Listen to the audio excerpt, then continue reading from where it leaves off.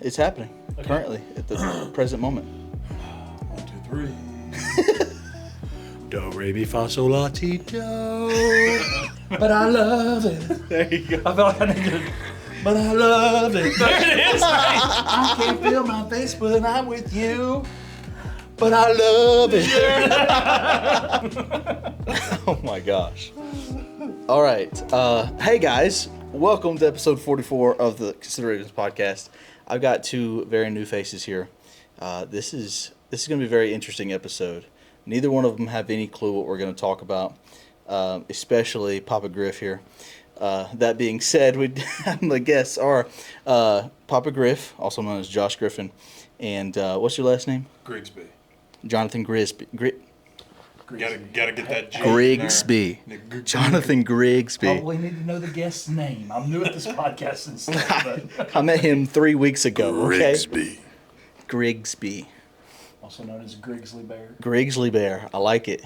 It's Papa Griff and GRIGGZLY Bear. Other things There I you can't go.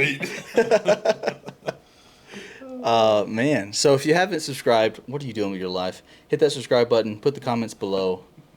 We're on YouTube, Spotify, and Apple Podcasts, so if you got to follow, subscribe, whatever. Jonathan, since you got the mic, we'll start with you. Typical questions for new guests. Where are you from? How'd you grow up? How'd you meet Christ? And how did you make it to where you're at in life right now? I feel like you need to write that down on a piece of paper so I could revisit those questions. Florence, Alabama is where I'm originally from, and then moved here in Coleman like 12 years ago. Mm-hmm. Longer than that. But moved back to Florence, so we've been all over the place. My dad's a pastor, so I met Christ early on in my life, and then been grinding ever since. So, they both work at Chick-fil-A, okay? You said you've worked there previously and then left and then came back. What did that look like? Or when did you start your first time? August 12th, 2012? That sounds about right. National Wow. Chick-fil-A Day was my first day. Yeah, very first day. Didn't even have a uniform. Wow. Yeah. That's a big day. YOLO. So I was 15. Mm-hmm. Some family friends worked there, needed a job, so started working there. And then, gosh, I loved it. Loved the people I worked with. I did it through high school. I mean, I played basketball, football, so I would usually pick up the job back in the summertime. I was one of those. And then after that, started working more, got into leadership, and then my dad actually planted a church in Florence. So we knew we were going to move back. Mm-hmm. And so I could either stay where I grew up in leadership, or I knew I was going to move back. So there was a new owner of a Chick-fil-A that used to work at the one we do currently. Mm-hmm. And so I joined him in the Florence Mall and worked there, and then went into law enforcement and came back. Were you in leadership at the Chick-fil-A like at Coleman before you went to Florence? Yes. Gotcha. Yeah. Okay. What's the coolest story that you think you have from your police work? Oh, man. I know you got some crazy ones. I do. There's some that I think's cool that other people may not think's cool. So there's a cool sentimental one, and more probably full circle into the Christian style story. But I think the coolest one was I stopped a bank robber. So it was probably 2020. And nobody robs a bank, That's kind of 80s style method. But this dude had been going around robbing banks. We couldn't catch him. We get panic alarms, descriptions, Facebook feeds, all this kind of stuff. Couldn't catch this guy. And so he would he would end up calling in a fake robbery, and then he'd go rob one on the other end of the town, or try to. But each time he was trying to build his courage up, because you could tell he'd get to the front door and then take off running, and he'd never rob it. So we took that out. He's trying to build his courage, and nobody just is good at that. Yeah. So I stayed down on the west side of town, and it happened on the north side. And so everybody's rushing up there. I kind of hung down here, and then wham, bam, thank you, ma'am, here it comes on my side. So I was like, this one's got to be real. So I go there, and he's in line with him. It's before, it's probably like 2019. When was COVID? 2020. So it's before COVID. Okay. So it wasn't normal to wear a mask. Yeah. And all that kind of stuff. So he had a mask, fake beard, wig, all this kind of stuff, and Wow. a bag, dressed in all black. I was like, oh my gosh, here we go. This is real deal. So went in there and did my duties and stopped a bank robber. That is pretty cool. He had a note and everything. It was, I'm going to kill you if you don't give me the money. Oh, wow. Yeah. Pretty neat. Yeah. Was that wasn't the sentimental one though, was No, it? it was not. It was not. I have tons of deeper ones, but no, that's probably the coolest. I've chased people, that just becomes a blech. It's just like another Tuesday, huh? The coolest part though, I would say, is working a dog. I could talk to you for hours on end about all my dog stories, but I worked a dog for 3 years. His name is Kane, and had to give him up to come do what I'm doing now. Oh. And so he just got a new handler. But no, that was a trip. That was fun. That little booger tested my faith big time. Did the guy that's got him now, did he call you? He did not. Just- Loser. Should have called, dude. Should have called. If you're watching this, whoever you are, should have called.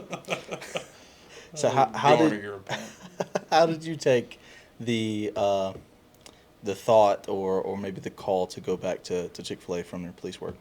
How did that feel? Were you excited or? Oh no, so I didn't have a doubt because I knew that seed had really been planted when I first started Chick-fil-A and got into leadership and really loved it. And then even separating from Chick-fil-A, it was growing.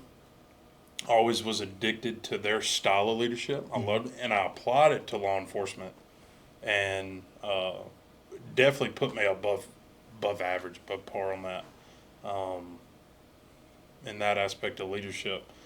And then just always surrounded myself with people that still did it, and it was always talking about it. So really, when I first said yes, I'm going to do it, dude, it had been on my heart probably, I'd say 3 to 4 years before that. Okay. And it was really it was a long process of, the wife, we're talking about it. Hey, what does this look like? What if, we knew it was my plan B, but we would always try to keep it relevant of like, hey, what if? Like, what does that look like for us? Could it be something? And then kids started happening. And then it was like, maybe not, on her side. And that's not a knock on her, but yeah. she's playing devil's advocate, making sure it's right. And then, dude, one day, gosh, I'd probably say a year ago, close to it. I was talking to a friend that's an owner now, and he just said, stop waiting.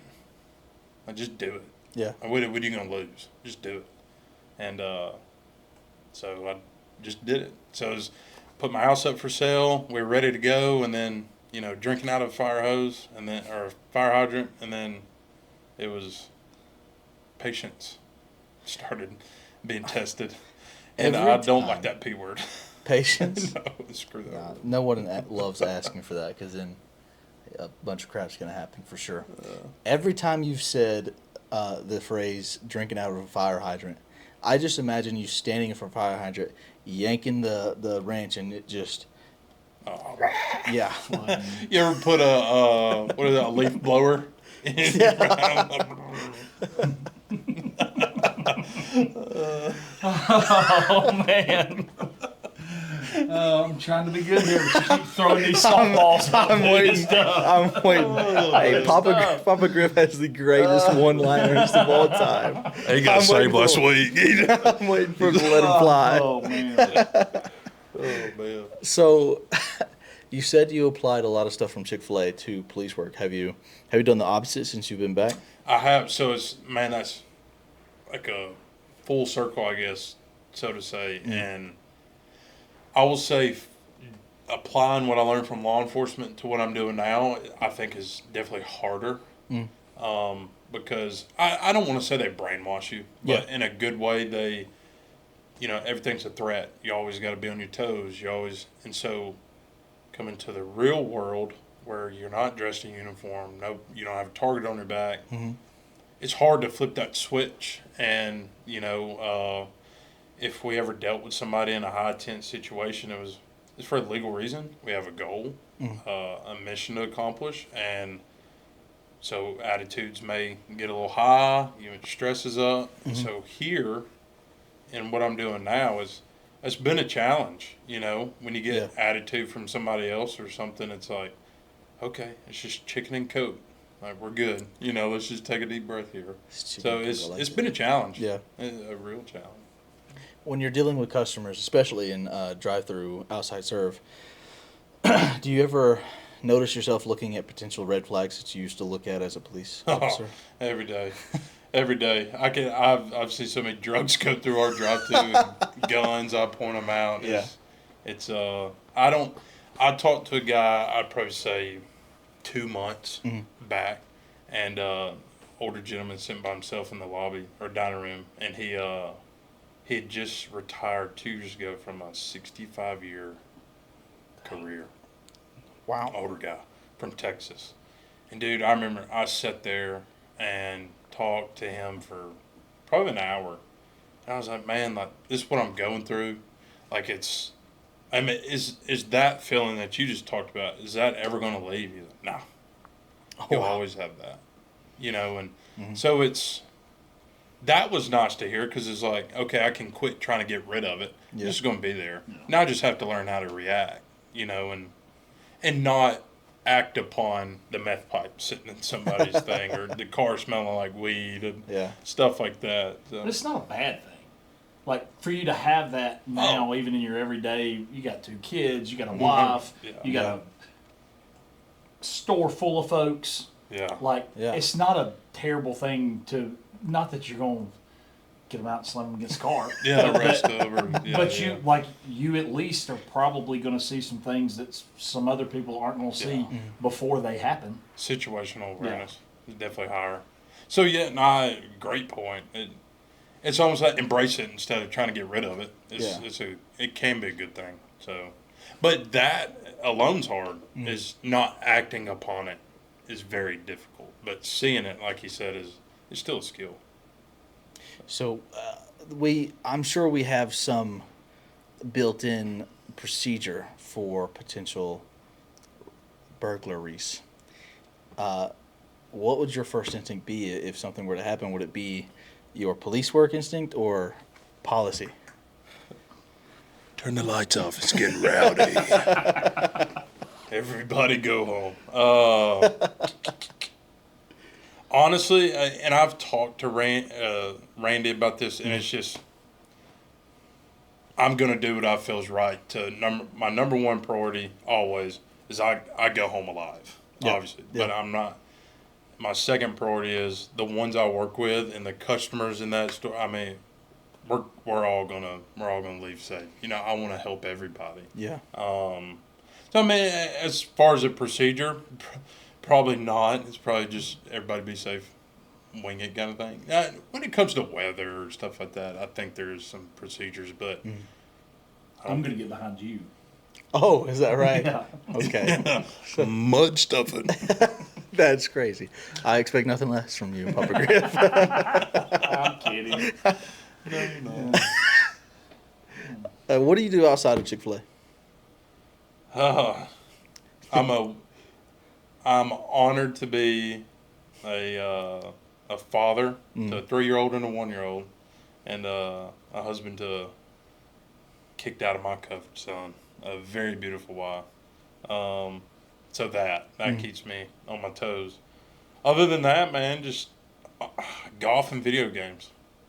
Golf and video games. Golf and video games. So I've never played ball golf before. I played disc golf, which is why I called it ball golf, and he looked at me like I was crazy.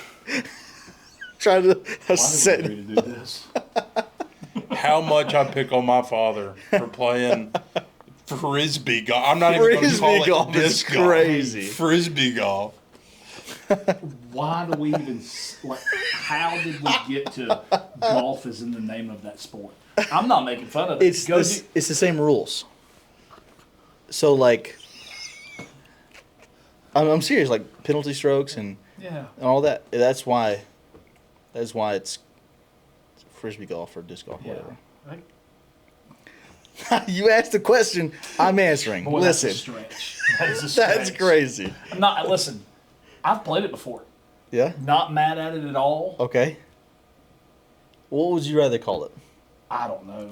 I mean, listen. Shut it off. But no, I don't know. But frisbee golf's better than disc golf. Why? Well, because frisbee seems a little more silly. Which is perfect. Wow. I'm not judging. I like I said, I have played it before, but like, I don't know. There's a professional disc golf association, just like there's a golf association. Okay, professional question. Golf association. No, but here's the thing. My brother's a part of that. And that shows you. Okay, all right. Wait a minute. And I don't know. I just want to make a comparison here. Yeah. And I didn't want to go down this rabbit hole. Oh, Let's okay. listen to truth. So, who's the greatest disc golfer on earth right now? There's three. Okay, name it. Gannon Burr, Okay. Paul Macbeth, Simon Lizotte. All right. What do they shoot? Depends on where, but like 27 down in a tournament. 27 down. That's Okay. that's a pretty good tournament, yeah. Yeah. So is that a 1 day deal or a 4 day deal or? It's like a 3 or 4 day Okay, deal. gotcha. Okay. What do you go shoot at Heritage? 8 down. 8 down. Yeah. Do you think? No, not a shot. Not a shot. Do you like? My thing is like, and I understand that they would shoot more than that down. So much more. Yeah. I get that. To think that I was within 16 strokes Of Scotty Scheffler Yeah. I just feel like the level of greatness. First of all, I don't know what I'm talking about, so I'm not trying to make all the disc golfers mad. I will say golf has got to be. I've never played, but it's got to be harder Yeah, by a significant amount. yeah, I would think so. Right. And I don't know.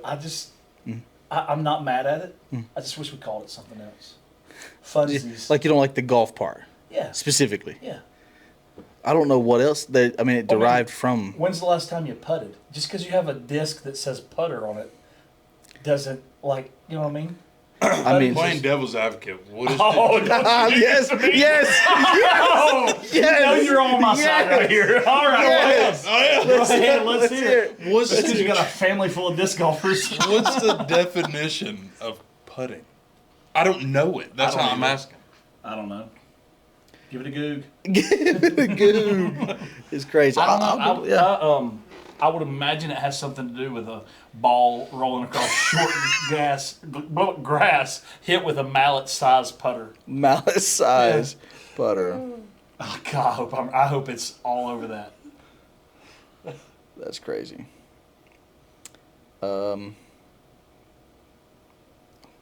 No.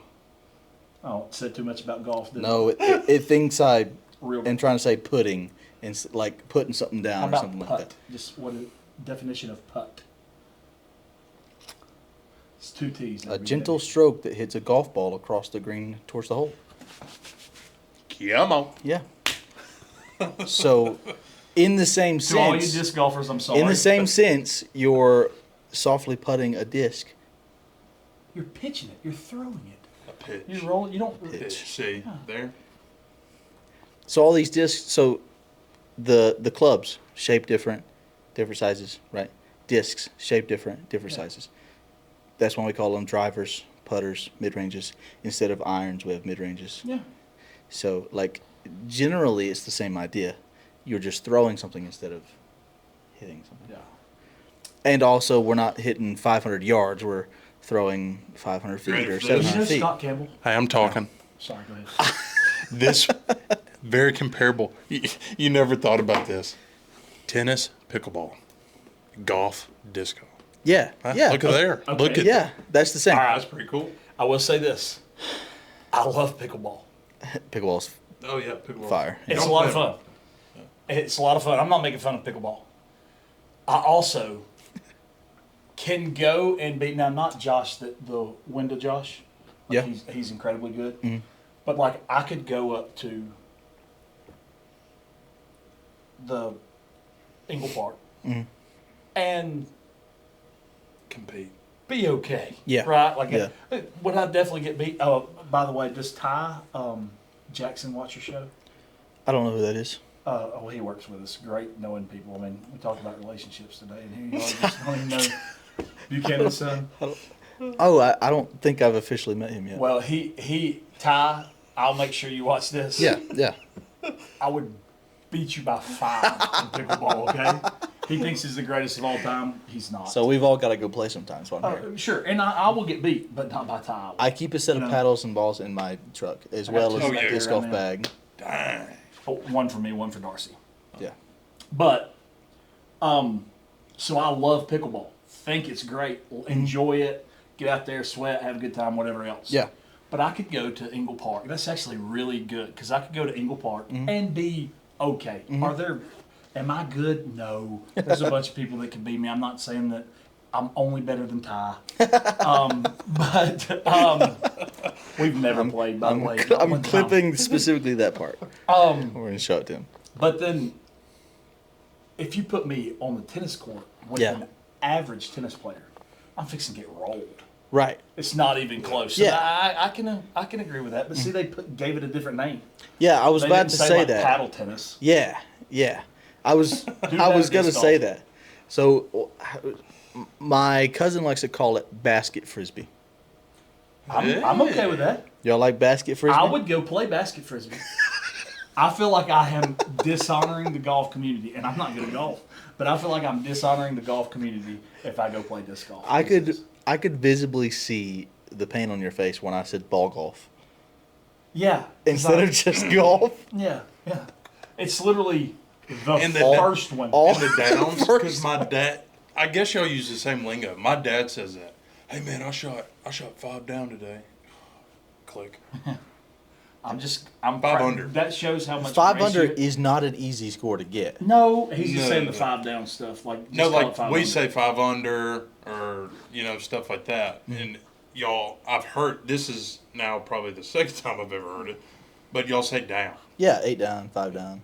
And I think it shows how much grace you have that you still talk to him when he talks and says stuff like Crazy. Yeah, blood, father. 5. I mean, But you know what I'm saying, 5 under, and he says 5 down. Like the fact that you still have a relationship with him after he says those silly top terms, I think that that's speaks a lot of me. yeah, it's grace that you have. That's what I'm saying. It depends on really just what comes to mind. I don't really. There's no I'm specifics. being silly, obviously. I don't think you are. I think you're being serious. No, but I mean, I do like frisbee baskets or whatever you said. Basket frisbee. Basket frisbee, whatever. Yeah, better than Frisbee disc basket golf. seems like something you'd get at Baskin Robbins. So how much do they win? Like on a big tournament? $12. No, they win about 50 grand. Holy smokes! That's, They have I contracts. take it back. They have contracts 5 years for 10 million. Holy Yeah, smokes! Simon Lizotte has a $10 million contract for. Good 5 for years. him. I'm not mad at that at all. Wow. Get your Yeah. money, boo boo. Like I am all about that. But wow, I would not have. I've made a lot of people mad then in the world. I did not realize it was that big. Yeah, Where it's do you- huge. Where do It's you huge. catch a frisbee golf tournament? Well, you have smaller tournaments around Coleman and Huntsville, like, do but you big watch ones, yeah, you can watch it. There's an app you can watch it on. It's the Disc Golf Network. I knew. As soon as I said it, I could. I'm sorry. I'm sure it's a very serious game. It is. So, when I've never watched a golf tournament, when they're having their tournament, do the golfers talk to each other at all? Yeah. So in the disc golf tournaments, typically on a card there's like 4 people. No one talks to each other because they're all locked in, right? Being super serious. They would hate me because I love having a conversation, right? But Well, you would have that, but like they'll tell stories about Tiger Woods, yeah, Yeah. and everybody wants to talk Tiger, the Yeah. greatest to ever do it, and Right. then as they're walking to their ball down the fairway, he's ignoring everything you're saying. Or on sometimes he'd talk to him, and but I think they do it in a mind game. Not saying that y'all don't, but yeah. Tiger would play that mind game a lot, and oh my gosh, he just talked to me. And then the dude goes up there overwhelmed with joy and shanks his shot, Yeah, I think it's a person-to-person thing, probably the same in that, where you like, I mean, Phil Mickelson never shut up. He was talking to the crowd. He was talking to, he's got the famous where he was playing and pairing with Tiger in there. I think it was a Sunday deal. And they're reading off all of Tiger's accomplishments, and they get like halfway done. He's like, all right, that's enough. So like I think it's a person-to-person thing. It's just a personality thing. You got some guys that don't say a word, some guys that talk a ton, but I don't think it's, I don't know. It's probably because I'm not good at golf, but I've never thought that like me asking about how your weekend was going to affect that ball I'm driving to. Right. Probably 350 yards away because I bomb it. But no, I just don't think it. I don't think it's that. False.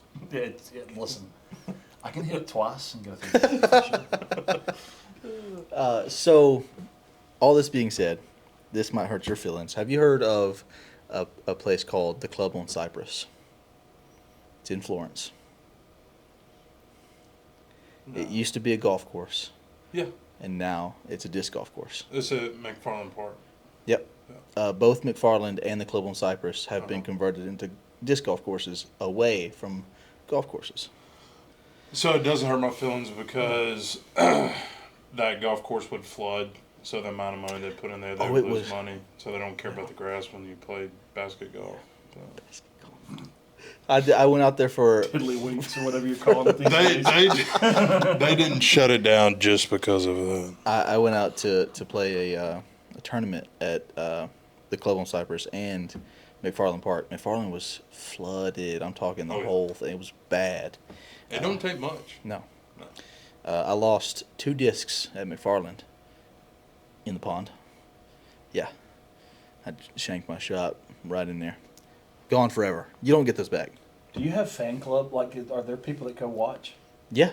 You can pay extra You can pay extra money for tickets and follow a certain card. Like you have lead card, second card. You can follow them for like VIP tickets. Do you do tournaments regularly? Yeah, I do. There's one next month that if I qualify, I'll get an invitation to nationals in Austin, Texas. Dude, so you're pretty good. Yeah, I'm all right.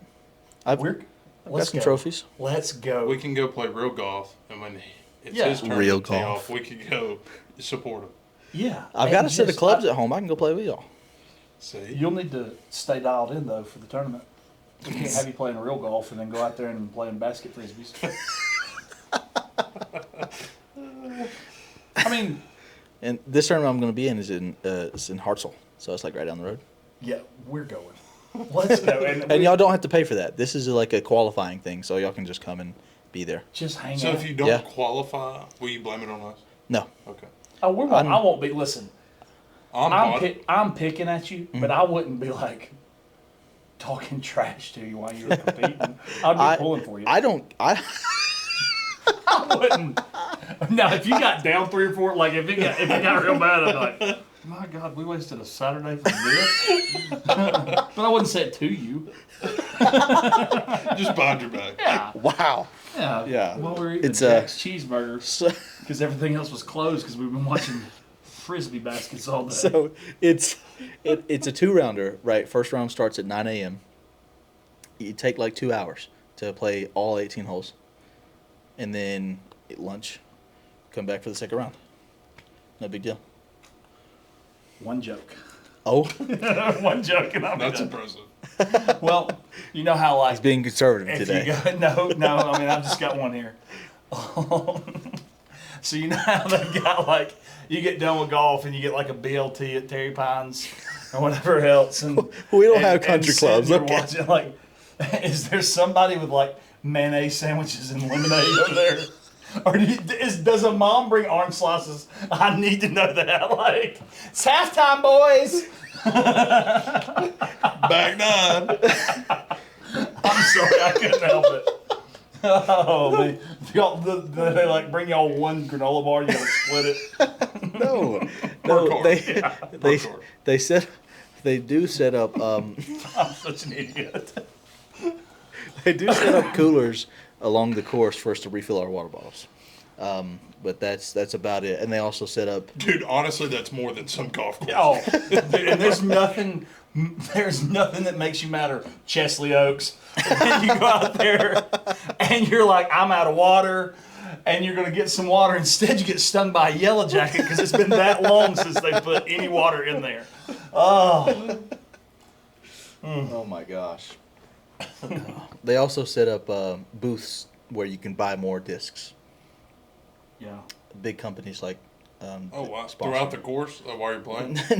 no, they're Oh. they're at the they got their own area at Okay. the front of the course. I do have one frisbee golf story Okay. that has to do with, no, I don't want to hold it.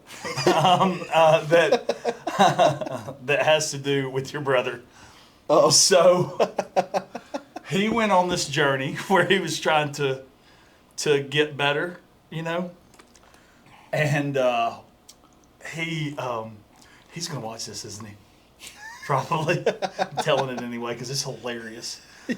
He gets on the. First of all, can you show me your putting stroke?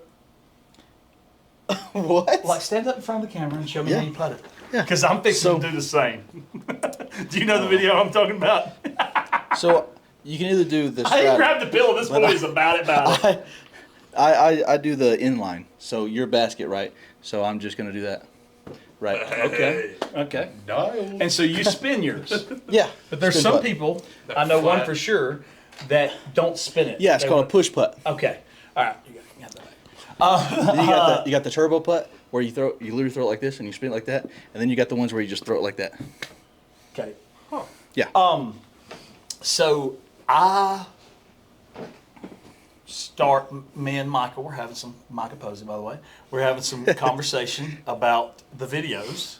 I think we had a conversation about them as well. And Josh had been to a tournament and missed a putt or two or one that mattered. Don't really know the situation. And so he's like, I'm not going in the house for dinner. And first of all, the man had a little basket in his front yard. Yeah, I want one, but they're $125. Anyway, so his brother, big guy. Yeah. Big guy. Okay. Give me my frisbee. Okay. He gets out there, and he, for several short videos, right, Yeah. is just going. And over and over and over again.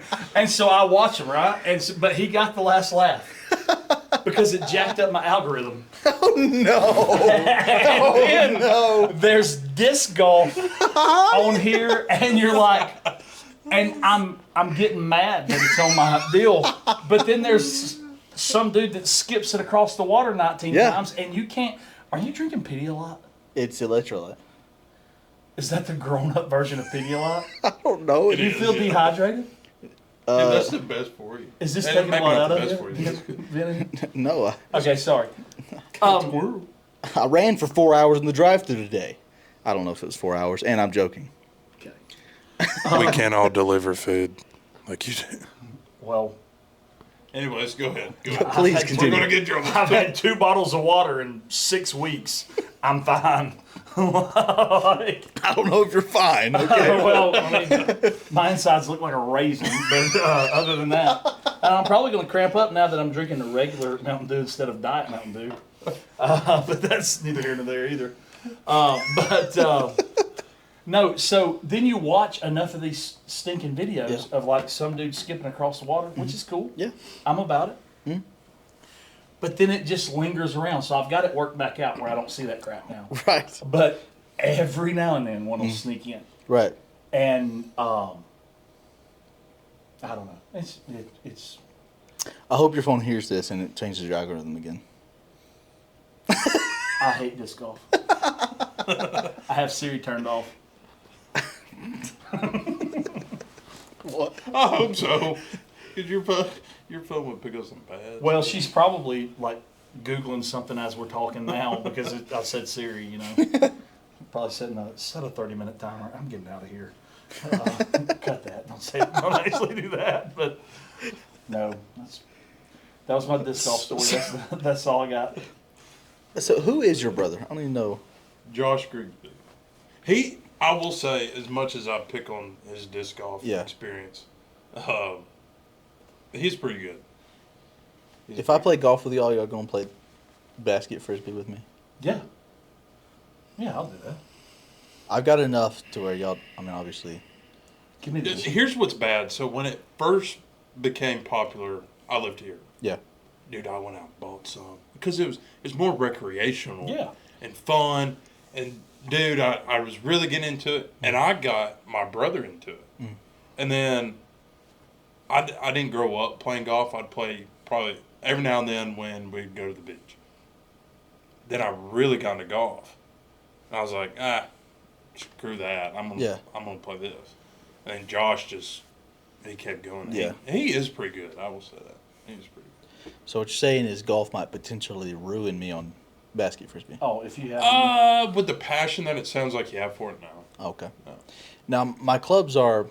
So I used to work for a company called CRDN, basically like an off-brand service master, and we had this job for about 3 years, and they never wanted their stuff back, so they just gave me the golf clubs. They're really old, super old. So I'm afraid when I actually go and play, they're all just going to break. They won't break. You'll be fine. Because they're wooden, I'm pretty sure. Oh, wow. Yeah, that might be. That'd still be cool, though. Yeah. No, that'd Bring be out really and play cool. wood clubs. Yeah. Yeah, we'll just play a closer tee Okay. and just have a blast. Oh, we'd have to do that anyways. I've never played golf before. Hit it 6 times. I to will get- say this right now. You're better than 10 people.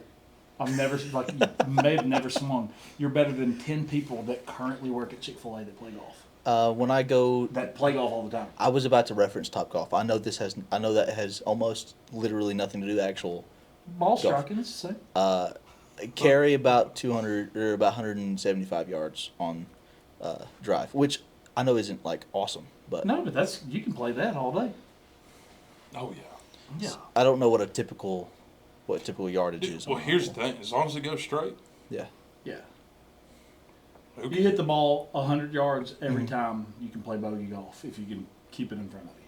Heard. Yeah. Now I was talking to my buddy the other day who loves golf, plays several times a week. He told me that he thought that I could break 100 on my first day, and I thought he was crazy. It just depends on the course and stuff like that. And, like, probably a real 100, Mm-hmm. probably not, because you're going to shank some in the woods and stuff like that. Yeah. But, like, if you just go and say, okay, look, we're going to have fun and Yeah. you want to work to get better, like, if you knock one in the woods, pick it up, throw it out, hit it. You know what I mean? Mm-hmm. Like, no, that's not quote unquote real golf. But Yeah. if you've never Yeah. played before, just go have fun. You don't need to be trying to hit it 4 trees deep. It's going to sound like a pinball machine. Yeah, when you I might hurt myself. I might come back and hit me. My brother said he knows you, Jake Sterling.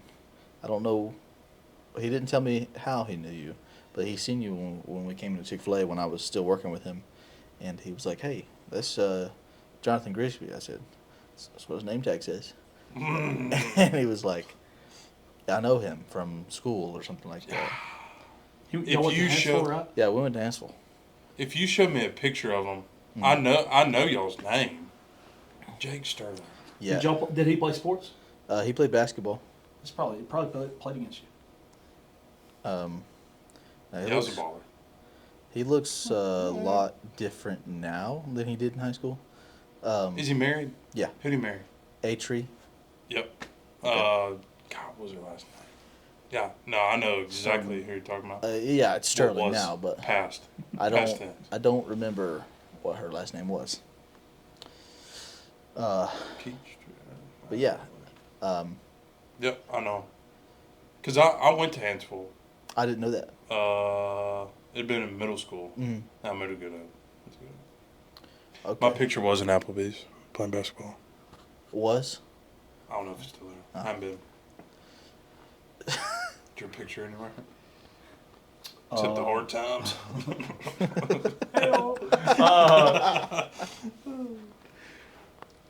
So used to be when Wayne Smith on Downtown Grill, the whole football team wasn't like. Oh, it wasn't just you. No, Yeah, it was just me and Applebee's. I mean, there's only 5 people on a basketball team on the court, so I mean, 20% chance they got you. But no, it was the whole team. I was not a baller. Surprising. I wasn't. I was short and stumpy. Now You were short? Tall and still. I graduated high school. Yeah, tall and fat. I used to be short and stumpy. No, I graduated high school. I was 5'9" or 5'10" when I graduated high school. I did, and then when I started college, I was 6'2". How do you have a growth spurt at 18? I Dude, mean, I didn't pick it. I would have done it back in high school. I mean, Right, that's just how it happened. That's weird. I Made my knees graduated hurt. at 6'1", 190 pounds. Golly. Oh my God. Daddy ain't 190 pounds. Or 6'1". No. So you grew after high school, then a couple more inches. Yeah. The weight was, we ended the year on basketball season, and we sucked. So we ran a lot. So I lost a lot of that football weight Yeah. to basketball. So in high school, I was probably 220, 230. But now, I mean, I'm 270, 6'4". Yeah. Kids, I was like 165, 170 pounds, 5'9". So I mean, like, That's I might have not weighed chubby. 175. No, dude, you can. Pull up I'm on pictures. 5'8", and I weigh 260. Yeah, but you got man weight. Like I looked like I was a little boy. You know what I'm saying? Like I still got big cheeks, but I mean, I was pie face. There wasn't nothing skinny about me. I wasn't like huge, but I wasn't. Yeah. I wasn't. You wouldn't look at him and be like, dude, that's a slim dude over there. That wasn't it. Wow, I'm stuck at 5'8" for the rest of my life, but hey, we're here for it. Could be worse. Yeah. Could be 4'8". Yeah, at least I'm not a dwarf. There's people here. That's weird. Josh, Yeah. Papa Griff. I'm gonna ask you the same questions. Sorry. Where are you from? Are you from around here too, or where'd you go to school? So I graduated from Coleman in 2004. I'm old. You would be a Coleman kid. Oh, that's hateful. I like being a Coleman kid. But I graduated from Coleman in 2004. Yeah. I made a profession of faith when I was like, I don't know, 8, 9, 10 years old. Did you also get baptized when you were that young too? I did, but I was not a believer. Okay. I was a believer, but I was not a follower of Christ. Yeah. Kind of always put that in my back pocket. Would go back. It was a vacation Bible school thing, which I think is great. Like, I'm not hating on that, but I just didn't get saved. Right? It was, that kind of deal. And so, wonderful parents. My junior year, got a little wild. Was a little bit of a wild boy. Stayed that way until I was 22 years old, and then I was coon hunting with Malcolm Carter, the pastor at Temple Baptist Church. and had been around Malcolm and coon hunted with Malcolm a ton. I was a big coon hunter, and in the middle of the woods, I got saved when I was 22. And so came to Christ there, got baptized in the weeks after that, Yeah. and that was the true, me truly giving my life to Christ. That was the day that I got saved. It was October 13th, 2008. Nice. And that sounds super cool that I can bring that back up, but I've always remembered it. This is terrible. I probably shouldn't say this on this podcast. That's 2 days before bow season used to start in Alabama, was October 15th every year. And so I remember I got saved 2 days before bow season started, but that was where I really started my walk with Christ. I worked at Vans Sporting Goods. I had met Randy there, just him buying hunting equipment and bow stuff and that kind of stuff. And I've always been a talker, so he and I got to hitting it off. And then I went to work for him in January of 2009. And so I had been saved 2 months. Was super raw, but he saw something in me, really, really, really took an interest in my walk with Jesus. Yeah. Had a ton of influence on that. And he still has a ton of influence on my life, but he truly was a friend that was a mentor, but never tried to step necessarily in a mentor's role. He was a friend that led me closer to Jesus every time I was with him. And so that's how that started. And then I worked there until 2012. So I worked 3 more weeks after National Chick-fil-A Day. So we crossed paths for a month or less. And then I was youth pastor.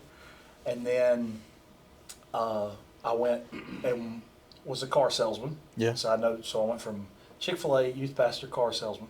I know that's an odd deal. And I was coming through the drive-thru one day, and there was a lady or a young lady that was working, and I remember her. She was really panicking about, I think she was a senior in high school or maybe a year out of high school, and she was really panicking about, like, she didn't have it all figured out, right?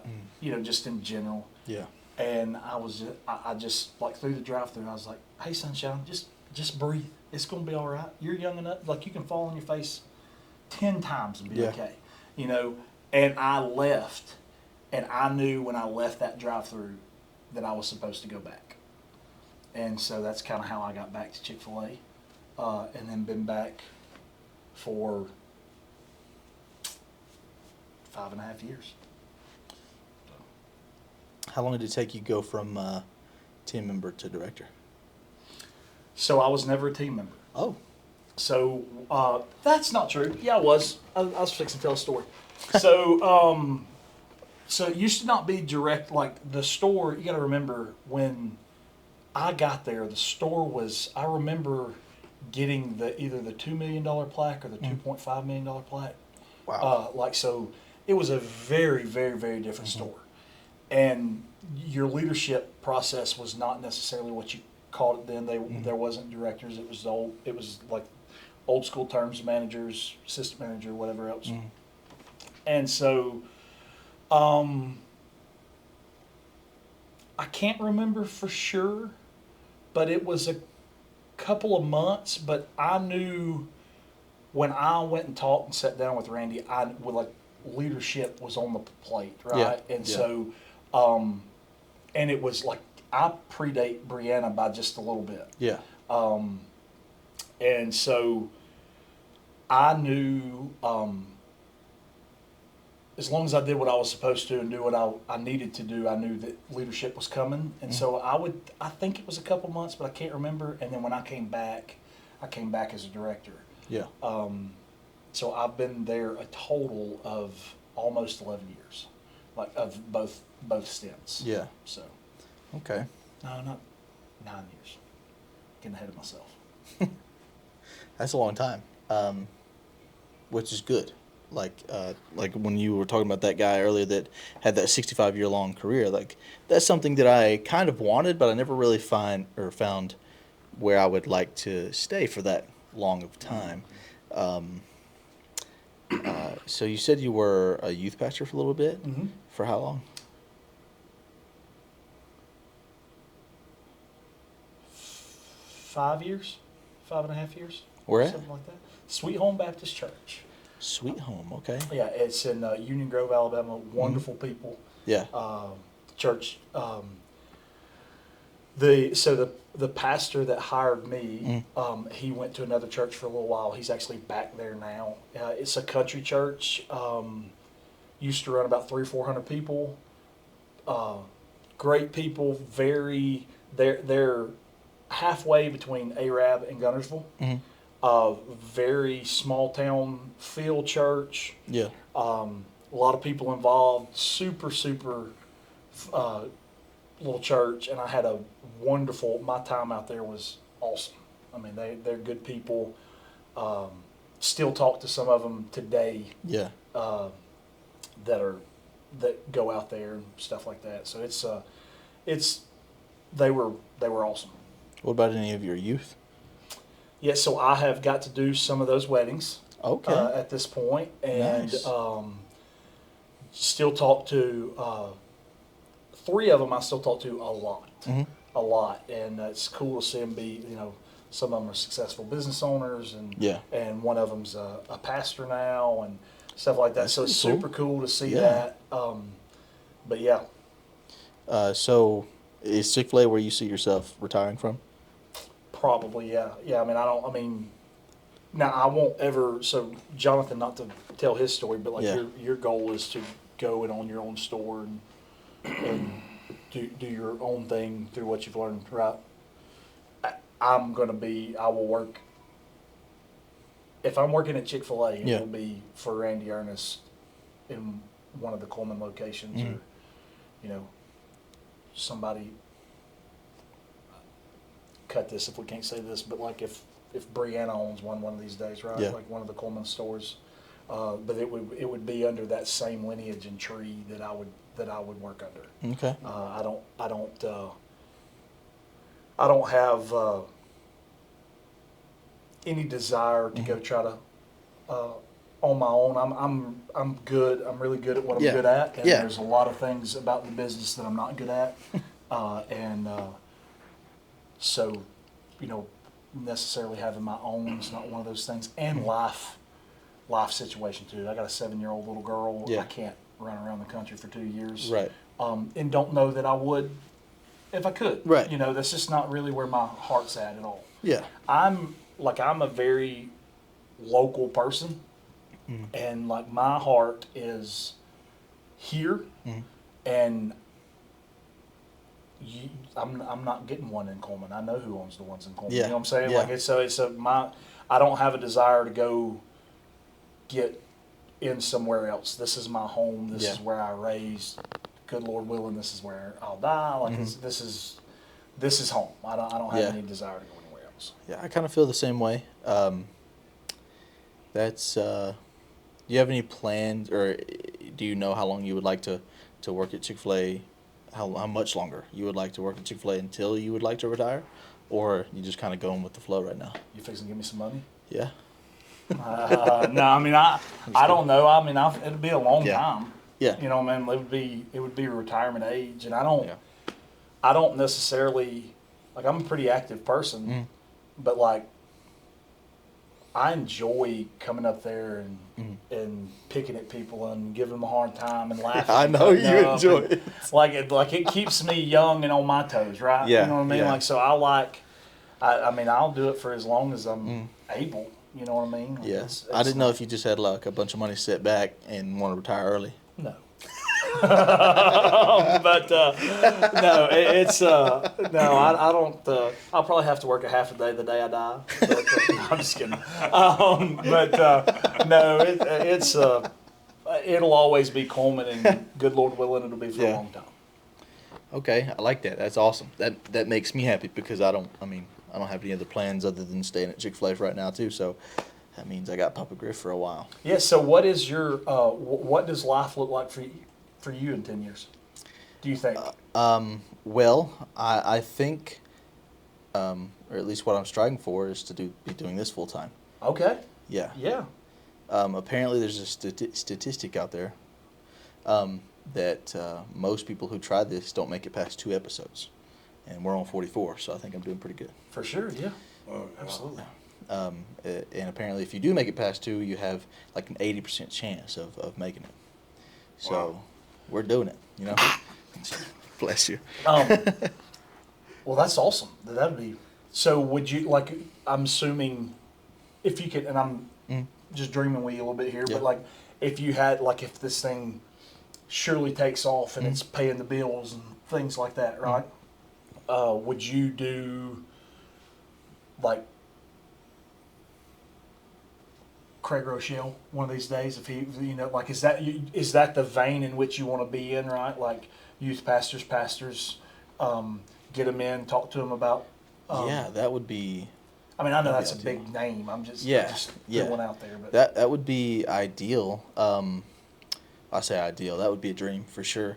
I've had a few pastors from here and a few people from Desperation. I'm trying to branch out and get pastors, but pastors are really busy, Yeah. especially for some reason, non-denominational pastors. They're always doing something. You know what I mean? Speaking of that, where do y'all go to church regularly? I mean, Yeah. like, where do y'all go? Temple Baptist. Okay, a lot of people that used to go here go to Temple now. Okay. That's a big difference in style, so it was kind of surprising to me. See, I don't, because I come down here a lot or I say a lot, but I'm down here probably 10 or 12 times a year for somebody getting baptized Yeah. or like just come down here and sit with Micah or Bree or whoever, you know, or there's a lot going on. If there's anything special, you know, we're here. Darcy's done Kids Fest down here before. Okay. The Easter egg hunt, Yeah, stuff like that. I we know just a had bunch- Kid Fest this week. bunch of folks that are down here, so I've been down here a lot, and Yeah. I think like the music's different, Right. but I think like I don't think I think Pastor Jerry's amazing, and I think Malcolm Carter's amazing. Oh, yeah, and I I think love that they Malcolm. give you biblical teaching, and Yeah. I think that they're like I don't see a lot of like maybe styles a little bit, Yeah. but like I wear the same thing. There's Yeah. not a difference. I wear the same thing when I come down here as when I go up there. You know what I mean? Like Yeah. it's not any different. And like you're gonna get Bible teaching. You're Yeah. gonna Yeah. like Malcolm. I would say is like he's a teacher as well, but like son, he can roll with it. He get to, Yeah. he get to preaching. Mhm. You know what I mean? And I like Jerry does that as well, but Jerry's more. I guess you would say like I would put him more in like a teacher type. Obviously, he can preach. You know what I'm saying? Right, yeah, but yeah. like, he's more not a ton of highs, ton of lows. Like he's just Yeah. gonna throw it at you, right? And Yep. then Malcolm will get real fired up and excited, and but both places you're gonna get Bible thrown at you and not watered down at all. And to me, that's what it's about anyway. Yeah. I remember, because, you know, my wife Yeah. and them went there. And so I went one Sunday to Temple. Dude, Malcolm's up there with the dual wheeling pistols yeah. that day. Oh, my goodness. That was awesome. That does sound pretty cool, dang. So when Jerry, it wasn't just Pastor Jerry, but when it was there was I think Lance was a part of it. I can't remember all, but they did a thing 24 to double, and Yeah, PJ And, still does that a little bit. still does that. Yeah. Okay, I didn't know if they still did that or not, but so Temple went through that a long time ago, like probably 2010, 11, 12ish, something like that. Wow. I was in elementary school. And they, wow. How old are you? I'll be 27 next Thursday. But just helped, like it helped Temple a ton, like with some of the aesthetic things and the, you know, being welcoming, like the building looking welcoming. Does that make sense? Yeah. And stuff like that. So, Pastor Jerry and Malcolm have been friends for a good long while, and Yeah. I think that's so important because like I was a youth pastor, and I was an interim pastor for a small window there, and it's like, you know, it's cool to see those guys hanging out and pushing one another, because like it can get lonely. Yeah. You know, when you're in the ministry, because Yep. everybody just thinks that you are like in this glass house, and so it's pretty cool to see them kind of team up and bounce ideas off each other and stuff Yeah. like that. Yeah, I used to have a dream to plant a church and call it Netcaster. Daycaster? Netcaster. Netcaster. Okay. Yeah. And be head pastor and all that. But I think it's kind of transitioned, because obviously that would be more towards adults and not much students, because they have this separate like ministry. But now I love talking to and teaching and learning with the college age and student age students. I've gotten that passion quite a bit here in the last, I don't know, year or so, which is another big reason why I wanted to come back to Chick-fil-A, because there's a lot of opportunities for that, for the student age people that work kind of midday to nights, which is why Dylan wanted me to work nights, because I'd have more ministry opportunities with the younger students, workers. I don't want to work nights. It's my whole life schedule is around working during the day, so I would have to change quite a bit if I work nights. Plus, I would never see you guys. So I can work some mids. So- little 11 to 7. a little 11 to 7, like that takes away most of my. Well, like I feel like if I wake up at 6 a.m., I've got 5 hours. What I'm gonna do 5 hours in the morning, other than sit at home? Well, what do like you I got to could get go. done? I mean, I guess I could edit stuff. Morning times, I do get a lot more work You get up done. at 6? Not when I work, because I clock in at 5, right? So when I clock in at He's not used to being on time. He has I- the time, and I get to the parking lot at Chick-fil-A before the lights come on. I get there at 4:20 every morning. And you have to be there at 5? Yeah, I clock in at 4:55. What do you do for that 35 minutes? Read, whatever. Bible, personal, whatever. I wake some I wake people. I wake I'm up not judging. I wake up at 3 a.m. I wake up at 3, Good Lord. and See, I do that, but I go to the gym. I don't sit in the park. I had to be at work at 7 today. I woke up at 6:30. if I live in Hansville, I'm 20 minutes from the store. Well, I'm like 7 minutes from the store, but I took a shower. I sat on the couch and ate Nutter Butters and drank a Diet Mountain Dew before I got in the shower this morning. I woke up and was like, oh, I've got some extra time. Yeah, And you said you drink 2 bottles of water I woke up. in the past week. 6 weeks, and those 6 two, weeks. dude, it's bad. It's bad. I do not drink enough water. Please don't come up to me at Chick-fil-A and try to offer me water. But like, I'm a Diet Mountain Dew guy. But I stay hydrated because I probably drink about a 2 liter a day. That's bad. It's terrible. It is It's bad. terrible. It's probably why my knees hurt. I think it's deeper than that. Do your kidneys ever hurt? My gosh, No. your liver's struggling. I'm right a now. got a little spring in my step. You're agile. Agile. You're going to be fragile. No, I did. That was so good. So why did I drink water? I drank water this week for something. What? I drink water. This is true. Oh, brush your teeth. Yesterday, Jonathan came I spit outside that out. and made me drink water in front of him. well, he's the hydration captain, dude. Yeah. It's like, He was dehydrated today. well, man, Oh, and y'all were drinking 100%. so much water. I finally said I was thirsty, and he made me suck the water out of one of those towels. I didn't even get to have a glass. You mean the towels that people have had around their necks? Yeah, dude, that's the only. The water bill was Yeah, I tried to reach and grab a cup. He knocked 2 styrofoam cups out of my hand. He said, "No, sir." So I mean, trying to waste paper. I guess. Y'all didn't use those cups, though. Whatever, Nick. We all know I didn't get close to the water bucket. I make Gatorade. Yeah. with Gatorade, with powder. It was good. My old football coach would have been very happy. Was it diluted like it was like was it player made Gatorade or coach made Gatorade? And if you've ever had Coach. both, okay, Coach. diluted. Dude. Very diluted, Yeah. bro. Yeah, the coaches So- used to act like they were paying for it. 2 tablespoons in a 55-gallon drum. Oh, you're saying that? Oh, no. You didn't go to Good Hope. Son, you know Dillashaw? Taft? I don't think so. So, how he'd make it. So, that day, when I was the hydration coordinator, captain, commander, with Chief. all the C's. Ha. It's, Concierge. Garrett. I thought that was an S.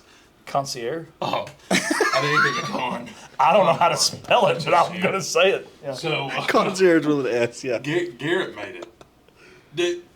No hit on Garrett. It tastes like Gatorade. But when I drink the powdered Gatorade, not the store-bought, you get you a water bucket, and you fill it, I don't know, let's say it sits about yay high off the table. Yeah. About right here to water. And you get yellow and blue. Mix them together. All of it. All of it. I bet that is good. 5 scoops of ice. But did you dilute it down? That's what I'm asking. Was it the right mix, or was it like, because So it tells you on the container, hey, do this, do it. No, don't look at that. Peel it off, throw it in the trash, burn it. sure, Set your house on fire. yeah, for sure. Like, What? dude, you get it, and I'm like, Silas was like, dude, you're not even measuring it. No, it's eyeball. You're going for color, not Right? Yeah, tablespoons, not measurements, color. yeah. Dude, you put that in your mouth, So you can run through a wall. at Coleman, when Coach Britton, shout out to Coach Britton, when Coach Britton made it, or whoever he had make it, Right. it was like you had to turn a glass, which we didn't have glasses, but if you put it in a glass, you'd had to turn it to make sure it was yellow. You know what I mean? It was that diluted.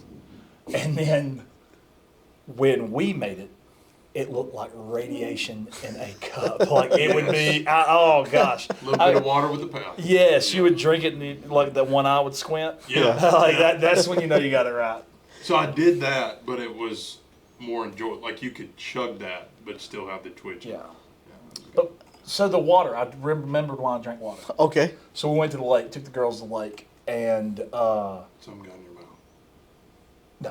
no, I actually had a bottle of water. Oh. And so Cassie was ordering pizza. We were going to take it back to my parents' house and hang out. And Cassie was ordering pizza, and I was super thirsty, and her water was in the truck. And so I just took it and downed that. And then I drank some sweet tea a couple days later that was too sweet.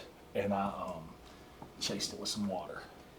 Did I thought you were this- about to say the water was, or the tea was watered down. You're counting that as No, water. no. It was That's what I actually, thought so he was I, going with, too. listen, I know we got all these goals, and I just want everybody out there to know that I've made my water goal. I'm way ahead. Like I don't have to Way drink any- ahead. I don't have to drink any for another 3 or 4 weeks because I've had 2 bottles in. Since What? May. Well, He's had 2 bottles I've had since 2 May. bottles. I've had 2 bottles since the spring, but I've had both of those in the last week.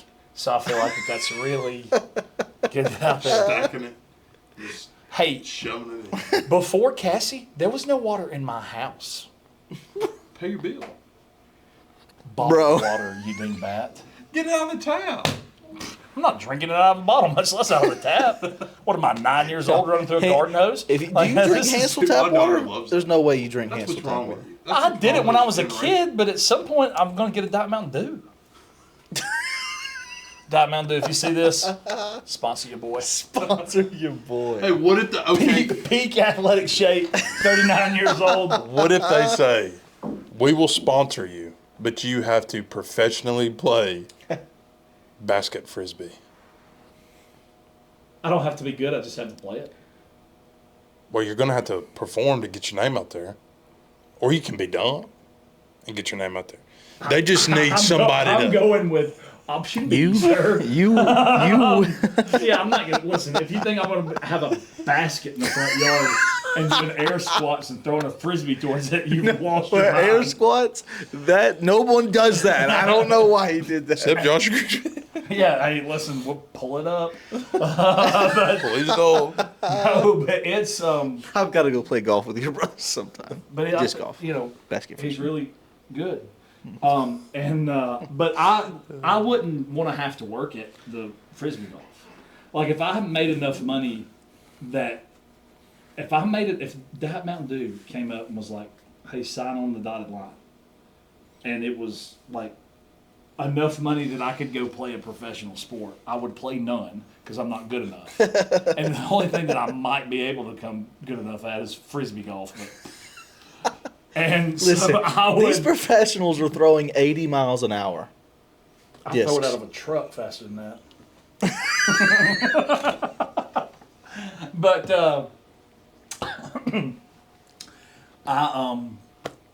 I would be if I had a contract with Diet Mountain Dew, I would go play every frisbee golf tournament, or what would we call it, frisbee baskets, Basket frisbee. basket frisbees. If I I'm was so hung up on the joke. if I was gonna play tiddlywinks, I would not be. My goal would be to get coupled with those guys that were locked in and didn't want to talk, and I would just stay mic'd up the entire time, and just over the course of 18 holes in 2 hours, I think I can make them crack at some point and laugh. Oh, Like, yeah, for and how- sure. Like, can you imagine if I don't care who you are, and this is the oldest, dumbest joke ever, but if homeboy's name, one of the good ones, Simon Lizotte. Simon Lizotte, he sounds like a frisbee golfer. He's from Germany. You've flown across the ocean to do this? They have tournaments in Finland, big tournaments, and here, and all Who over the did it world. first, us or them? I don't know. We have. It's got to be American. There's That's such an American there's sport. Yeah. there's 1998 PDGA tournaments. 1998. 1998, yeah. Professional disc golf tournaments. Not a lot of wives and girlfriends watching that stuff, are they? Yeah. Not There's, 1998. if you go back and look at the clips, there's women there's women in the crowds. No, yeah, now they look good. Now, listen, if you get $10 million, No, I'm talking about in the 1998 film. Now all of the players look goofy when they play. of course they do. I mean, Their mom dropped them off to play in the tournament in That's- 1998. that's In 1998, That's they're crazy. sitting in front of a freaking green screen Apple computer and playing Oregon Trail and eating pizza and Cheetos and coming out and, dude, these are adults. yeah, Okay. that never really got a grasp on life. In 98, can you tell me what the first dude in America that played frisbee golf looks like? I don't know. He's bro. like, you know what? This regular golf is too tough. Too Think somebody can tough? build me a basket. How did we get back to the frisbee? I don't know, but because if Diet Mountain Dew sponsor me. Oh, Yeah, you- But if Diet You Mountain did Dew this. sponsor me, like, do you think about this? Oh, the German, what was his name again? Simon Lizotte. Simon. If because they all do that little run. My algorithm's messed up. Yeah, it's because called- of that. It's called a run If up. they run or step or whatever else, and No, as he's right here, if I just hit him with the old middle school joke, you dropped your pocket, dude. It's He's gonna be the same as if someone did that in your backswing. Yeah, which would make me want to hit him with a 9-iron. Exactly. There's Simon no dude would- playing frisbee golf that's beating me up. Okay, I'm just throwing that out there too. There's Hey, all the actually, frisbee golf guys, hold on, come get it. hold on. Like, let me show you. Let me show you. I don't care what he looks like. Let me show you. He thinks he plays a real sport. Let me show you. You have no idea, bro. Go on Oh, with your story. pull him up, Jamie. Say words while I'm trying to do What it. if bro. it's you think the Diaz brothers are playing frisbee? Oh, that would be terrible. Dude, what if they played it? Oh my gosh, there would be half of the field would be in the hospital. Like, it would be. They get bored and just start punching people. Yeah, they freaking high karate people over there. they oh, so speaking, I don't, because he's fixing to show me the specimen, right? So he's got like, are the forearms big? Like I don't. Their forearms. Yeah. Hey, that is something I watch.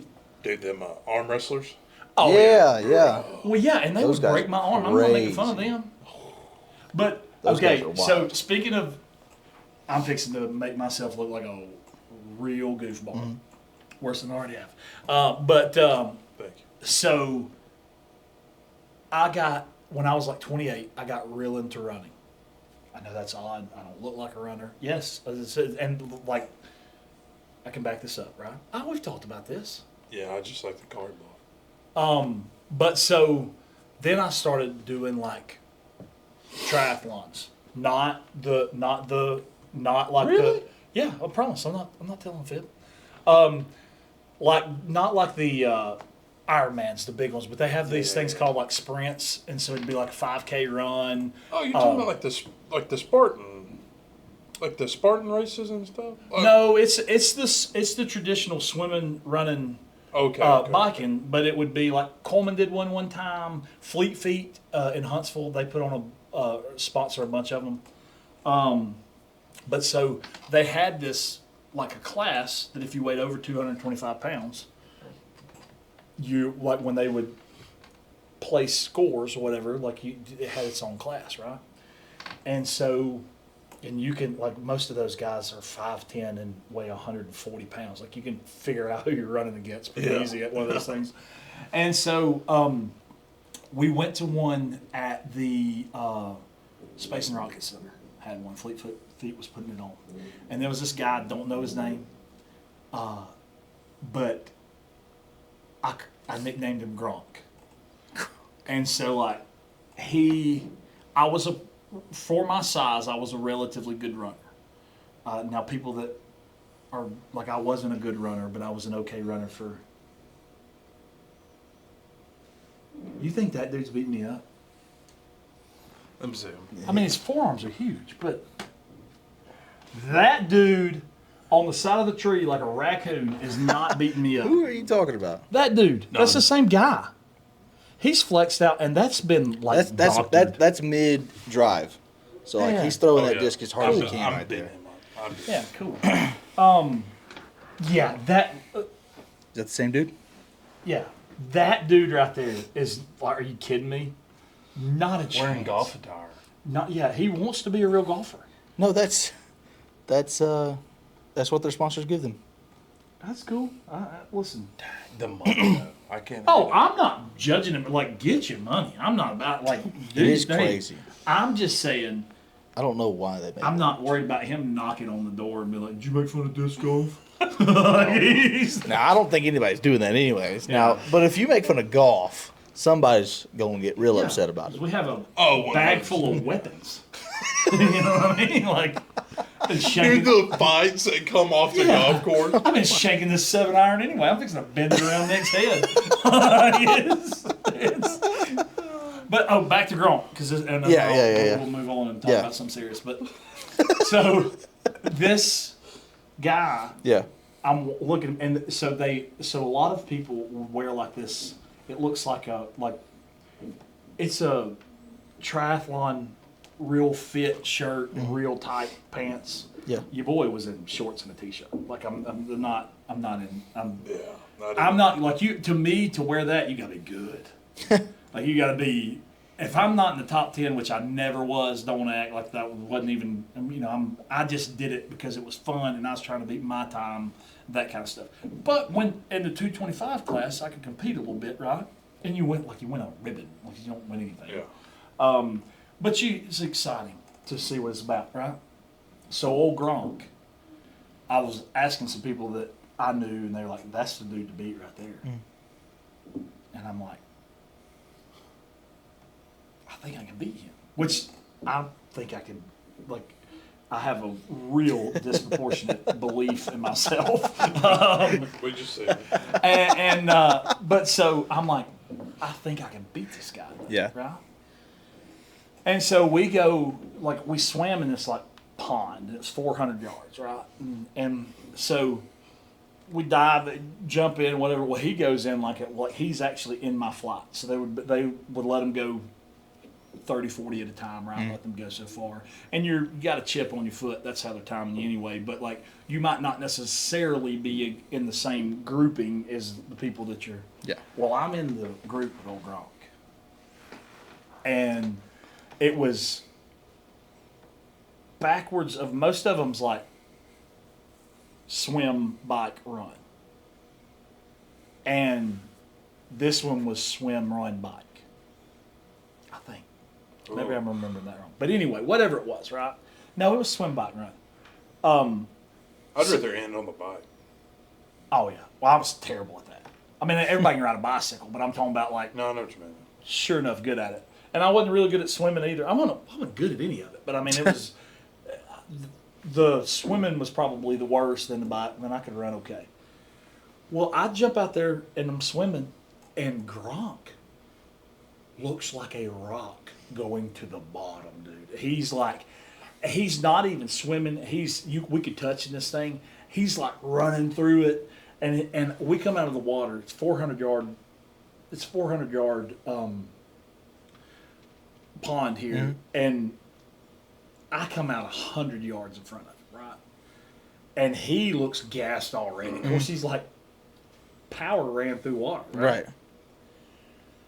And so I jump on there. I'm out in this bike, and I am so far out. Like he hasn't even made it to the transition area, and I'm gone. And I'm like, dude, this dude ain't nothing. Oh my gosh. We're a half a mile into a 10-mile bike ride. Oh golly. And I hear, left, left, and this dude's coming up, sitting on the seat, dude. And this was an off-road one, right? And so they had some little logs and stuff that were buried, and he's on the seat just thunder thigh it out. He's jumping logs, never even lifts his butt off the seat. I mean, going, and I'm like, that's okay. He's a better biker than me. Like, if he's super good, he's going to be good at something, right? Right. He's a better biker than me. I'll catch him in the run. Well, you would go out in this, like, because it's not all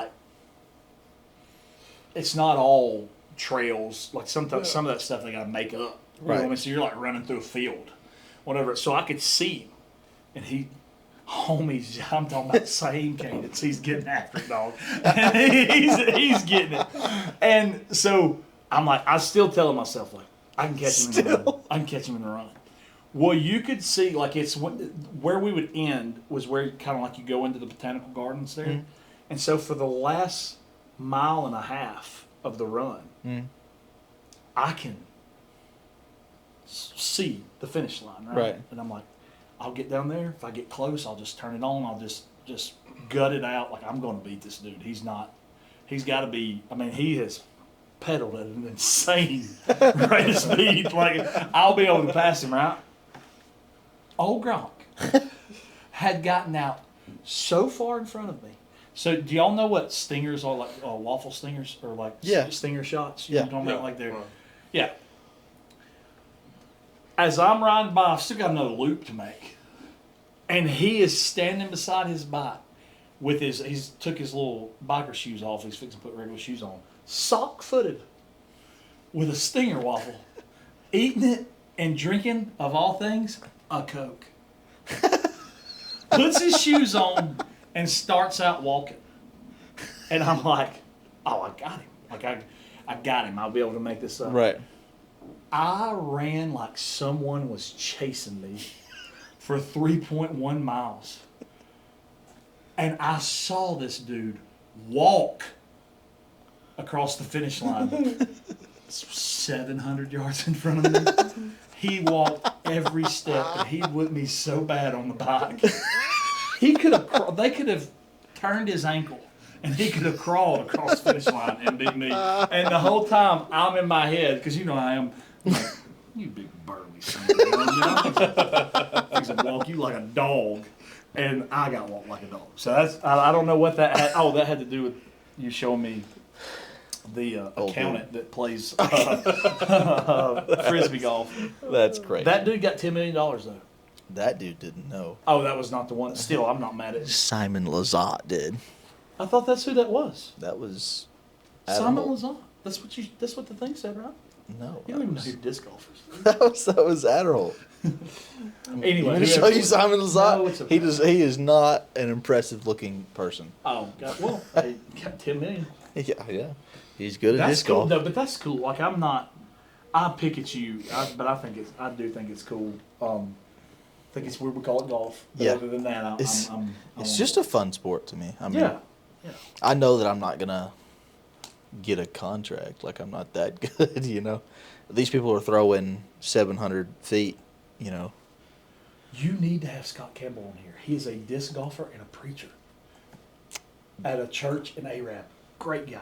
Yeah. Super awesome guy. This sounds awesome. Yeah, he's a great dude. The only bad thing about him is he plays disc golf. Wow, I'm just that's crazy. I'm kidding. All right, let's rein it back in a little bit. Josh, You've You heard know. that your whole life. Yeah. Since I came out the womb. man, GRIGGZLY bear. Griggly bear. I can't say that with a straight face. Have you ever felt the pressure of becoming or like working in a ministry, full time in church ministry, since your dad was a pastor? Did you ever feel like that was like an expectation from you?